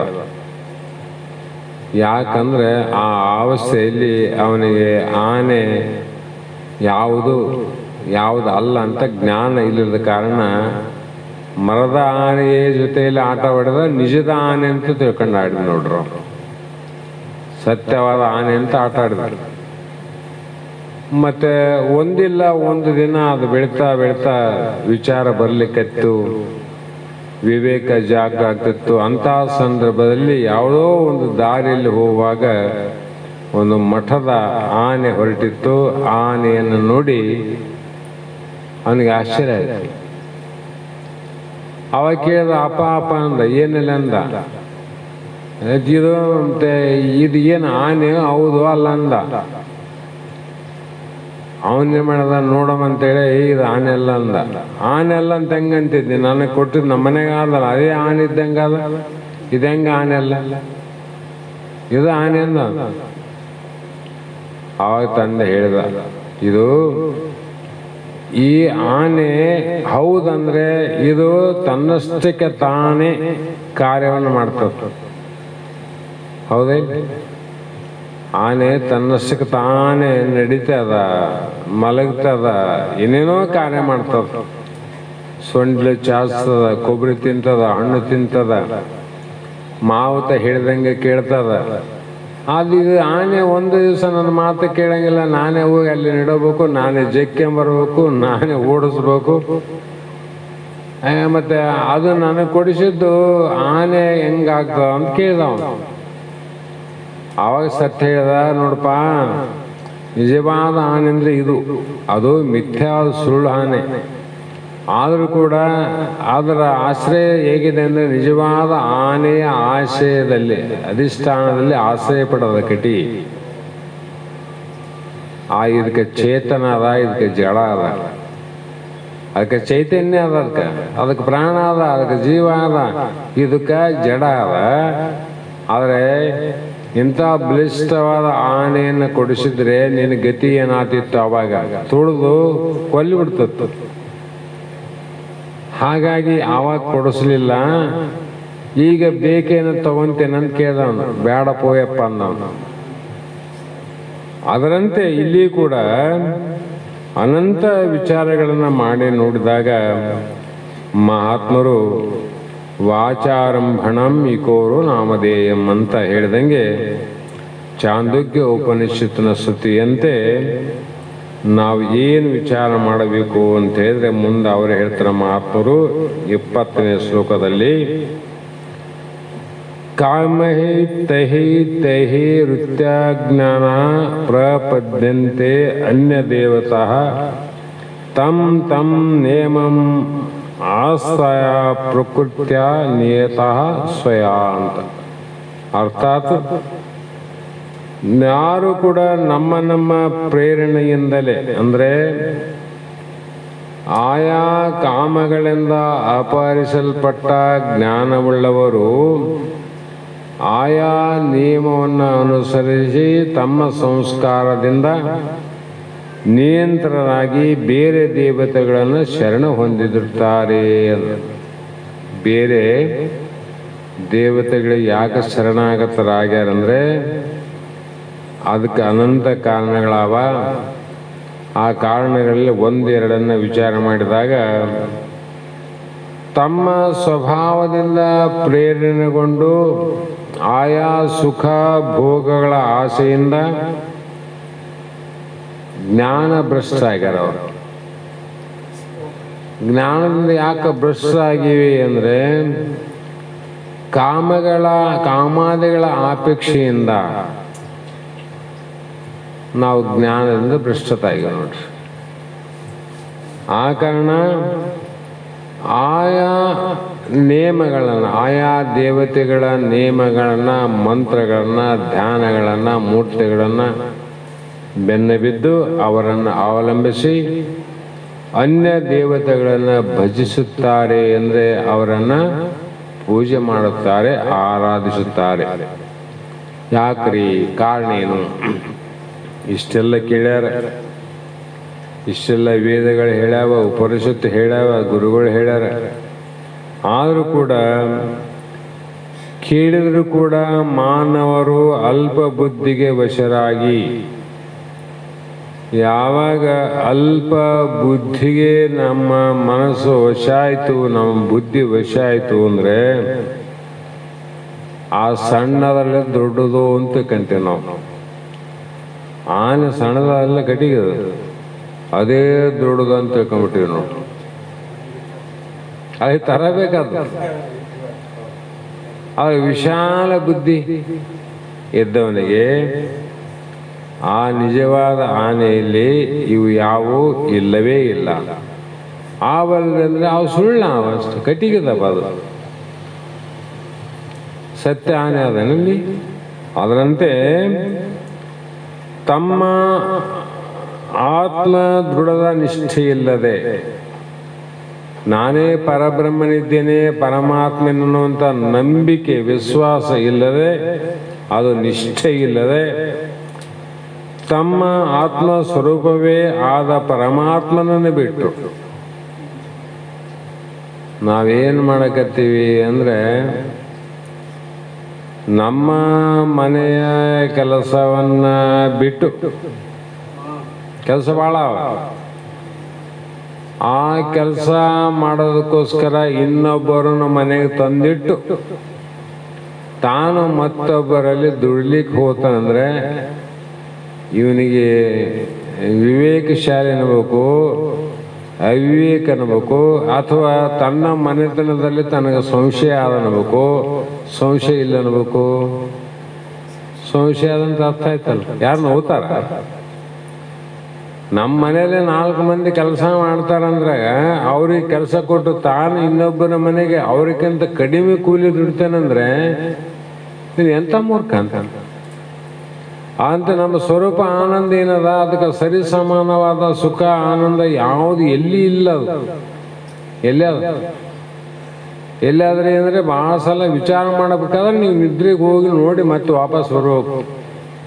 ಮತ್ತೆ ಶಾಸ್ತ್ರ ಕೇಳಾಗ ನಿದ್ದೆಗೆ ಹೋಗಂದ್ರೆ ಅಲ್ಲಿ ನಿದ್ದೆ ಮಾಡಿಕಂತ ಕುಂದ್ರಬಾರ್ದು. ಸುಮ್ಮನೆ ಶಾಂಪಲ್ ನೋಡಿ ಹೌದಲ್ಲ ಅನ್ನೋದು ಹೊರಗೆ ಬಾರ್ದು. ನಿದ್ದೆಗೆ ಆನಂದ ಆಯ್ತಲ್ಲ. ಅದರಂತೆ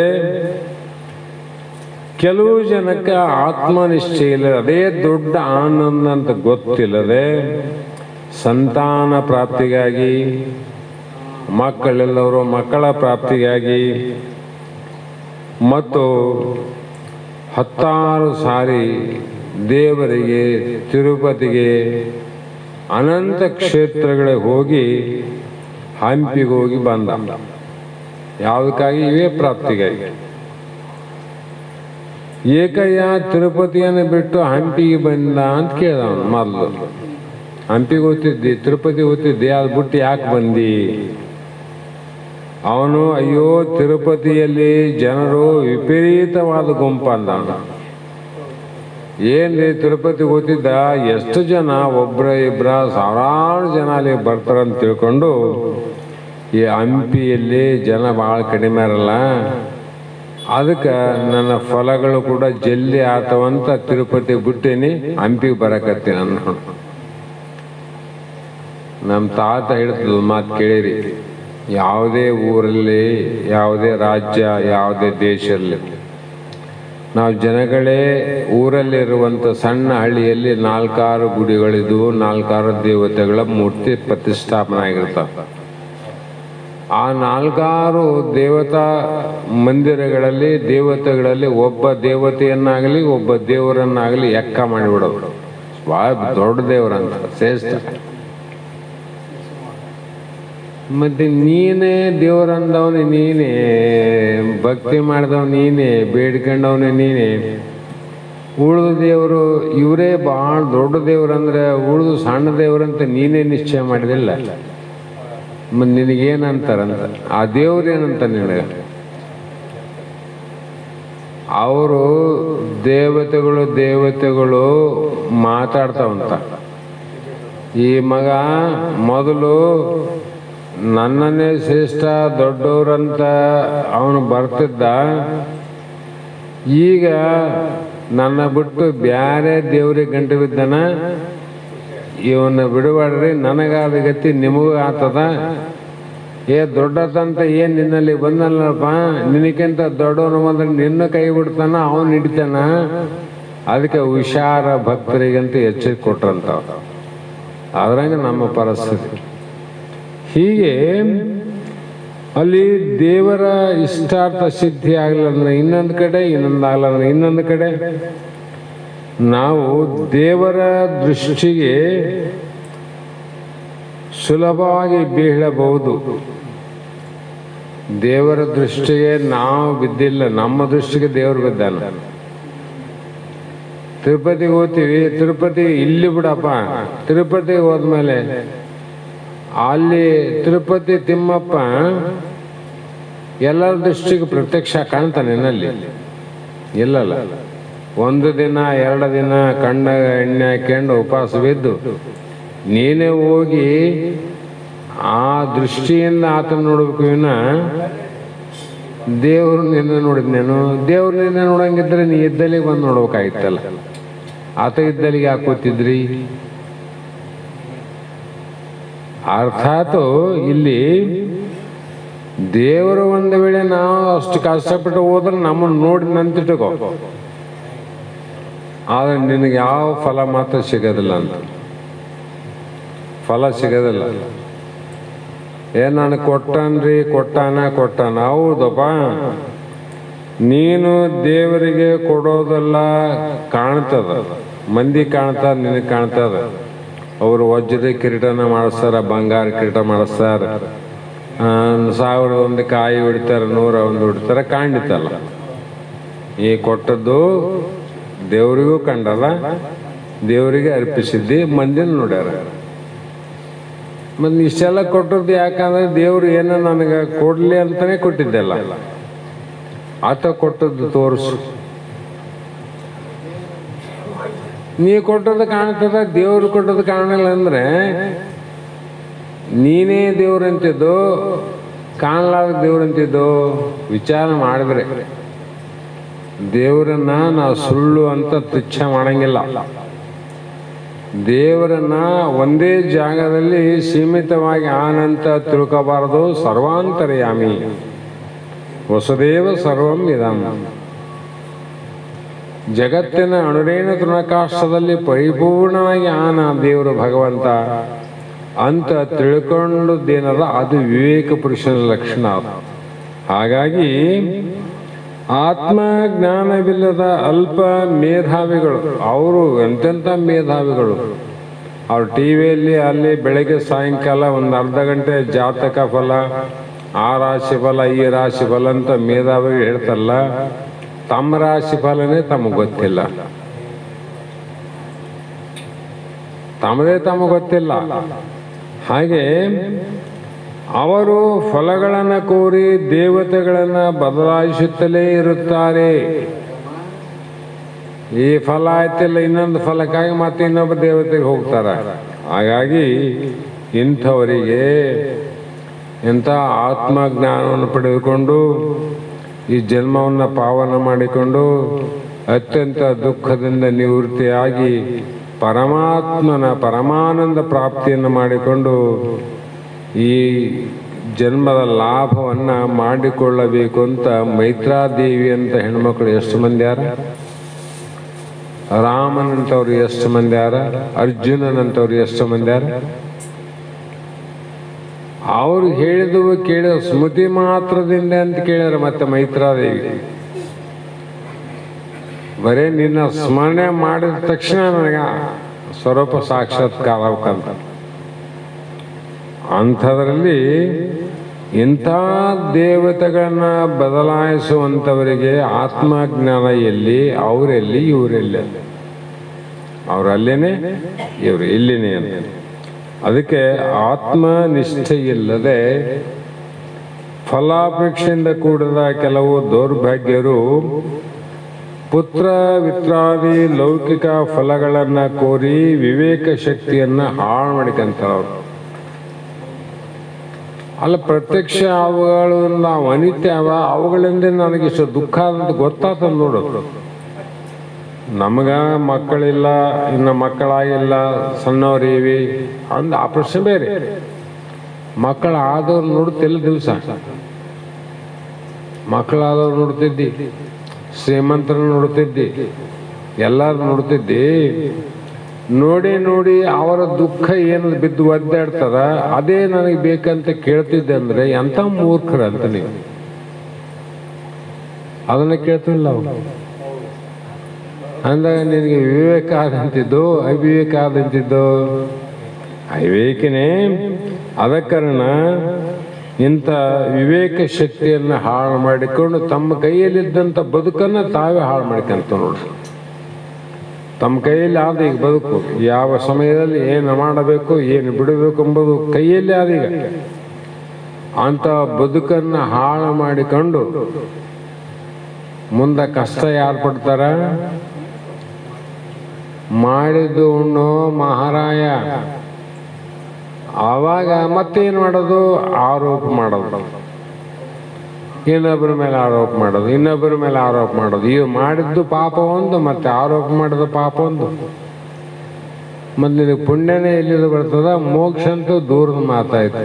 ಆ ಕಾರಣಕ್ಕಾಗಿ ಅಂಥವರು ಆಯಾ ದೇವತೆಗಳ ನೇಮಕ್ಕನುಸಾರವಾಗಿ ಜಪ ತಪ ಹೋಮಾದಿಗಳನ್ನು ಅವಲಂಬಿಸಿ ತಮ್ಮ ಸಂಸ್ಕಾರದಂತೆ ದೇವತೆಗಳನ್ನು ಪೂಜಿಸುತ್ತಾರೆ. ಮೂಲದಲ್ಲಿ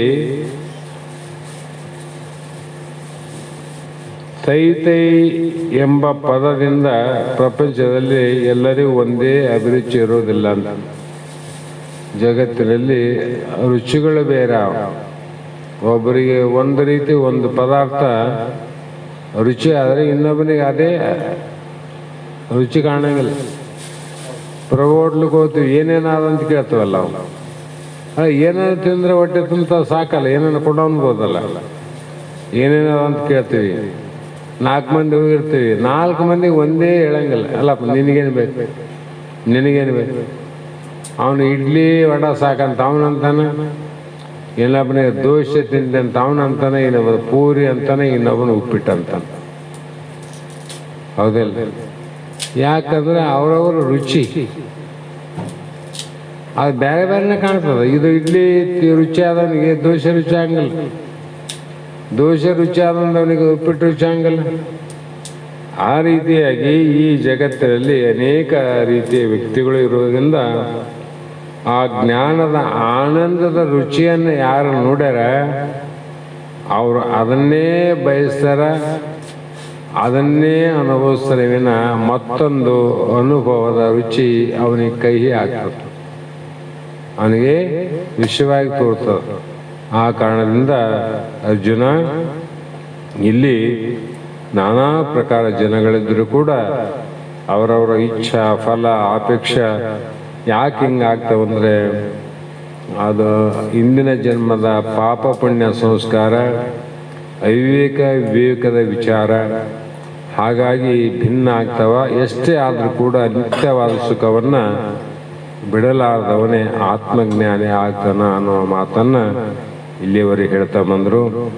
ಸಮಯ ಆಗ್ಯದ, ಆದ ಕಾರಣ ಇಂದಿನ ಶಾಸ್ತ್ರದ ವಾಕ್ಪುಷ್ಪಗಳನ್ನು ಗುರುಪಾದಕ್ಕೆ ಸಮರ್ಪಿಸಿ ಮಂಗಲವನ್ನು ಹೇಳೋಣ. ಅದಕ್ಕಿಂತ ಮುಂಚಿತವಾಗಿ ಇಂದಿನ ದಿನ ಯಾವ ರಾಮನವಮಿಯ ನಿಮಿತ್ತವಾಗಿ ನಮ್ಮ ಬೆಂಡೆಗಂಬಳಿಯ ಸದ್ಗುರು ಸಿದ್ಧಾರೂಢ ಮಹಾಸ್ವಾಮಿ ಬಸವಾನಂದರ ಪುಣ್ಯ ಆಶ್ರಮದಲ್ಲಿ ಬೆಳಗ್ಗೆ ಇವತ್ತು ಅಭಿಷೇಕ ಅರ್ಚನೆಯೊಂದಿಗೆ ಪ್ರಾರಂಭವಾಗಿ ನಂತರದಲ್ಲಿ ಸತ್ಸಂಗದ ವಿಷಯವನ್ನು ಆಧಾರವಾಗಿಟ್ಟುಕೊಂಡು ಪ್ರಭು ಮತ್ತು ನಾನು ಸ್ವಲ್ಪ ಸಮಯ ವಿಚಾರವನ್ನು ಮಾಡಿ ನಂತರ ಮಂಗಲವನ್ನು ಮಾಡಿ ಪೂಜೆಯೊಂದಿಗೆ ಕಾರ್ಯಕ್ರಮವನ್ನು ಮುಕ್ತಾಯ ಮಾಡಿ ಬಂದೀವಿ.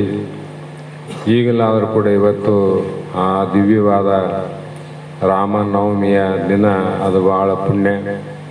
ಶ್ರೀರಾಮಚಂದ್ರ ಕೌಶಲ್ಯ ಮತ್ತು ದಶರಥನ ಹೊಟ್ಟೆಯಲ್ಲಿ ಜನ್ಮವೆತ್ತಿದಂಥ ಶುಭಗಳಿಗೆ ಅದೇ ದಿನದಂದು ಸಿದ್ಧಾರೂಢ ಮಹಾಸ್ವಾಮಿಗಳು ಕೂಡ ಜನ್ಮೆತ್ತಿದ ದಿನ.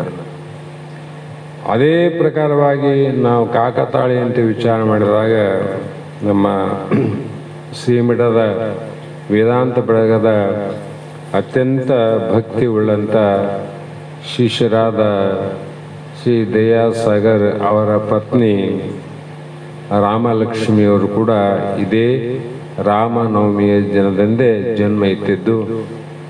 ಹಾಗಾಗಿ ಇಂಥ ಕೆಲವು ಪುಣ್ಯ ದಿನಗಳಲ್ಲಿ ಪುಣ್ಯಾತ್ಮರ ಶುಭಗಳಿಗೆಲ್ಲಿ ಜನ್ಮ ಎತ್ತಿ ಬರೋರು ಅಲ್ಲಿ ಇಲ್ಲಿ ಅಲ್ಲಿ ಇಲ್ಲಿ ಒಬ್ಬೊಬ್ಬರು ಅಂತಕ್ಕಂಥ ಭಾವದಿಂದ ಒಟ್ಟಿನಲ್ಲಿ ಈ ಪುಣ್ಯಾತ್ಮ ಪುಣ್ಯ ದಿನದಲ್ಲಿ ಜನ್ಮವನ್ನು ಎತ್ತಿ ತಮ್ಮ ಆಯುಷ್ಯವನ್ನು ಸಾರ್ಥಕ ಮಾಡಿಕೊಂಡು ಬದುಕಿನಲ್ಲಿ ಭವ್ಯತೆಯನ್ನು ಕಂಡುಕೊಂಡು ಪುಣ್ಯ ಕಾರ್ಯಗಳನ್ನು ಮಾಡಿ ಆತ್ಮ ಜ್ಞಾನದ ಲಾಭವನ್ನು ಪಡೆದುಕೊಂಡಂಥ ಮಹಾತ್ಮರೆಲ್ಲರೂ ಕೂಡ ಆ ಪರಮಾತ್ಮ ಭಗವಂತ ಸಿದ್ಧಾರೂಢ ಅವರೆಲ್ಲರೂ ಕೂಡ ನಮ್ಮ ಜೊತೆಗೆ ಹಿಡಿದುಕೊಂಡು ಅಂಥ ಜ್ಞಾನವನ್ನು, ಅಂಥ ಬದುಕನ್ನು, ಅಂಥ ಆಶೆಯನ್ನು ಮಾಡುವಂಥ ಒಂದು ಬಯಕೆಯನ್ನು ಪರಮಾತ್ಮ ನಮಗೆ ಕರುಣಿಸಲಿ ಅಂತಕ್ಕಂಥ ಮಾತನ್ನು ಹೇಳ್ತಾ ಮಂಗಲವನ್ನು ಪ್ರಾರಂಭ ಮಾಡಿರಿ.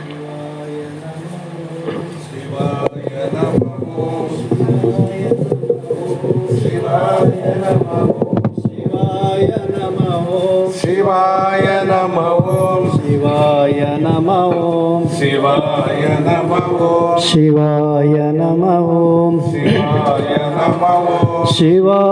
ನಮಃ ಶಿವಾಯ ನಮಃ ಓಂ ಶಿವಾಯ ನಮಃ ಶಿವಾಯ ನಮಃ ಓಂ ಶಿವಾಯ ನಮಃ ಶಿವಾಯ ನಮಃ ಓಂ ಶಿವಾಯ ನಮಃ ಶಿವಾಯ ನಮಃ ಓಂ ಶಿವಾಯ ನಮಃ ಶಿವಾಯ ನಮಃ ಓಂ ಶಿವಾಯ ನಮಃ ಶಿವಾಯ ನಮಃ ಓಂ ಶಿವಾಯ ನಮಃ ಶಿವಾಯ ನಮಃ ಓಂ ಶಿವಾಯ ನಮಃ ಶಿವಾಯ ನಮಃ ಓಂ ಶಿವಾಯ ನಮಃ ಶಿವಾಯ ನಮಃ ಓಂ ಶಿವಾಯ ನಮಃ ಶಿವಾಯ ನಮಃ ಓಂ ಶಿವಾಯ ನಮಃ ಶಿವಾಯ ನಮಃ ಓಂ ಶಿವಾಯ ನಮಃ ಶಿವಾಯ ನಮಃ ಓಂ ಶಿವಾಯ ನಮಃ ಶಿವಾಯ ನಮಃ ಓಂ ಶಿವಾಯ ನಮಃ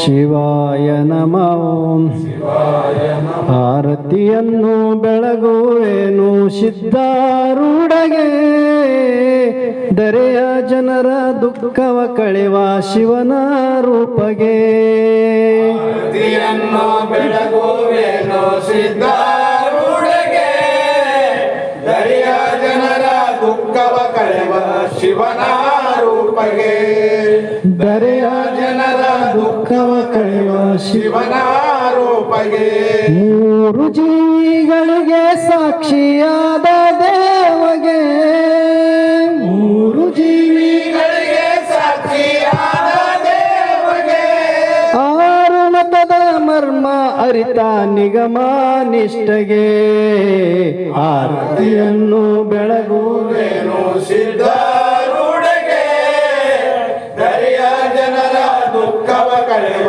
ಶಿವನ ರೂಪಗೆ ದರಿಯ ಜನರ ದುಃಖವ ಕಳೆವ ಶಿವನ ರೂಪಗೆ ವಂಚಕ ಜನರು ಬೆಂಕಿಡಲು ಸಹಿಸಿದ ದೇವಗೆ ವಂಚಕ ಜನರು ಬೆಂಕಿಡಲು ಸಹಿಸಿದ ದೇವಗೆ ಪಂಚಾಕ್ಷರಿಯ ಮಂತ್ರವನ್ನು ಅರಹಿದ ದೇವಗೆ ಆರತಿಯನ್ನು ಬೆಳಗುವೆನು ಸಿದ್ಧಾರೂಢಗೆ ದರಿಯ ಜನರ ದುಃಖವ ಕಳೆದ ಶಿವನ ರೂಪಗೆ ದರಿಯ ಜನರ ದುಃಖವ ಕಳೆವ ಶಿವನ ರೂಪಗೆ ಪಂಚಕೋಶ ಪಂಚಪಾಶಗಳ ಹರಿಸಿದ ದೇವಗೆ ಪಂಚಕೋಶ ಪಂಚಪಾಶಗಳ ಹರಿಸಿದ ದೇವಗೆ ಸಂಚಿತಾದಿ ಕರ್ಮವನ್ನು ದಯಿಸಿದ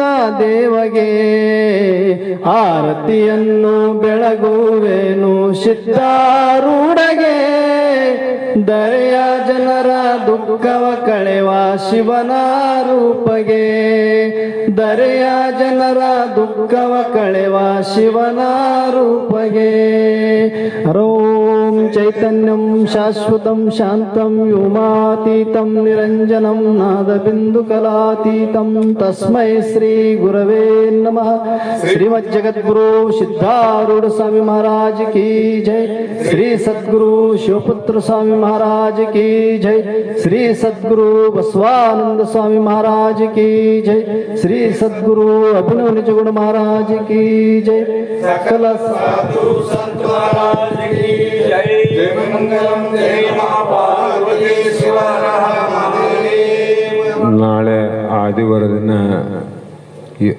19ನೇ ತಾರೀಕು 29ಕ್ಕೆ ಶಿಕ್ಷೂರ್ ಗ್ರಾಮದಲ್ಲಿ ಮೊನ್ನೆ ಹೊಸದಾಗಿ ಉಪದೇಶವನ್ನು ಪಡೆದಂಥ ಲಕ್ಷ್ಮಣ ದಂಪತಿಗಳ ಮನೆಯಲ್ಲಿ ಎಲ್ಲರಿಗೂ ಆಹ್ವಾನ ಕೊಟ್ಟಿದ್ದು ತಾವೆಲ್ಲರೂ ಕೂಡ ಕುಟುಂಬ ಸಹಿತವಾಗಿ ಆ ಒಂದು ಪೂಜಾ ಕಾರ್ಯದಲ್ಲಿ ಭಾಗವಹಿಸಿ ಸದ್ಗುರುಗೆ ಪಾತ್ರ ಆಗಬೇಕು ಅಂತ ವಿಷಯವನ್ನು ತಿಳಿಸ್ತಾ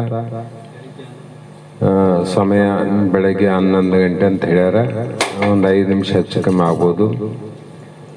ಈಗ ನಮಗೂ ಕೂಡ ದೇವರು ನಮ್ಗೆ ಅದು ಇದಾದಂಗೆ ಆಯ್ತು. ಯಾಕಂದ್ರೆ ಈಗ ತಿರುಪತಿ ಪ್ರಸಾದ ಬಂದದ. ಈಗ ತಿರುಪತಿ ತಿಮ್ಮಪ್ಪನ ವಿಚಾರ ಮಾಡಿದೀವಿ.